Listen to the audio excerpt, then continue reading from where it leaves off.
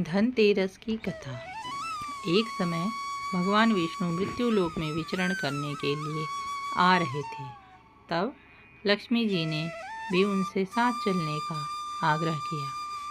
तब विष्णु जी ने कहा, यदि मैं जो बात कहूँ तुम अगर वैसा ही मानो तो फिर चलो। तब लक्ष्मी जी उनकी बात मान गई और भगवान विष्णु के साथ भूमंडल पर आ गई। कुछ देर बाद जब एक जगह पर पहुंचकर भगवान विष्णु ने लक्ष्मी जी से कहा कि जब तक मैं ना आऊं तुम यहाँ ठहरो, मैं दक्षिण दिशा की ओर जा रहा हूँ, तुम उधर मत आना।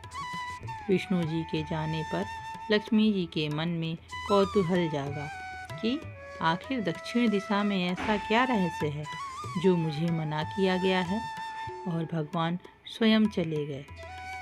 लक्ष्मी जी से रहा न गया और जैसे ही भगवान आगे बढ़ने, लक्ष्मी जी पीछे पीछे चल पड़ी। कुछ ही आगे जाने पर उन्हें सरसों का एक खेत दिखाई दिया जिसमें खूब फूल लगे थे।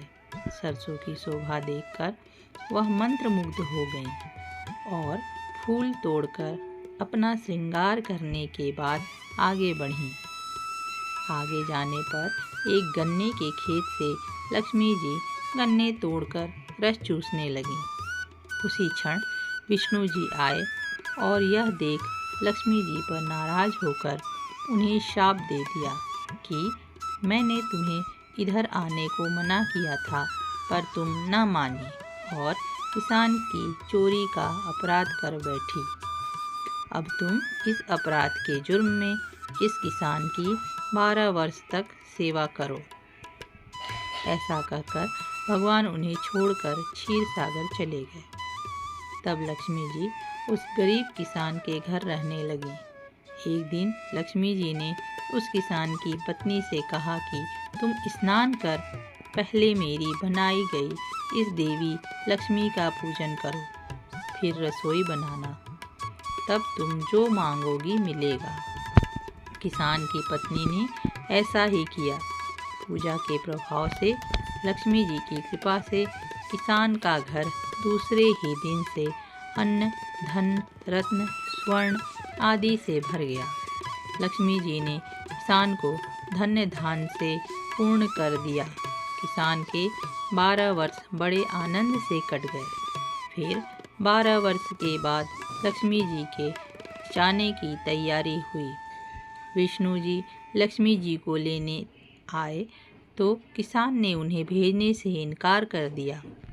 तब भगवान ने किसान से कहा कि इन्हें कौन जाने देता है, यह तो चंचला है, कहीं नहीं ठहरती, इनको बड़े बड़े नहीं रोक सके। इनको मेरा शाप था, इसलिए 12 वर्ष से तुम्हारी सेवा कर रही थी। तुम्हारी 12 वर्ष सेवा का समय पूरा हो चुका है। किसान हठपूर्वक बोला कि नहीं, अब मैं लक्ष्मी जी को नहीं जाने दूंगा। तब लक्ष्मी जी ने कहा कि हे किसान, तुम मुझे रोकना चाहते हो तो जो मैं कहूँ वैसा करो।